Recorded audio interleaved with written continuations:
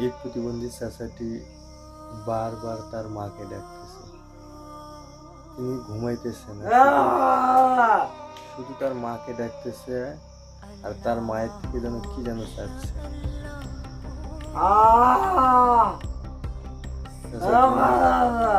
এই প্রতিবন্ধী চাচার জন্য সবাই দোয়া করবেন, তার মায়ের শোক যেন তিনি কেটে উঠতে পারেন। এখন তিনি এখনো ঘুমায়নি, শুধু ছটফট করতেছে আর সারা বিছানায় শুধু তার মাকে খুঁজতেছে আর বারবার শুধু মাকে ডাকতেছে, মা মা করে ডাকতেছে। কি নির্মম দৃশ্য! এই অন্ধ প্রতিবন্ধী ছেলেকে ছেড়ে তার মা চলে গেছে, তারপর থেকেই কিন্তু একা,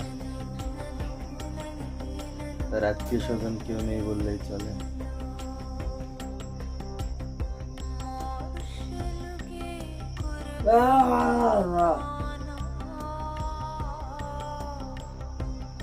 তার ভাষা কিছুটা বোঝা যায়, আবার কিছুটা বোঝা যায় না।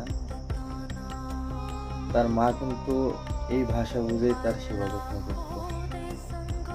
আজ তার মা কিন্তু নেই।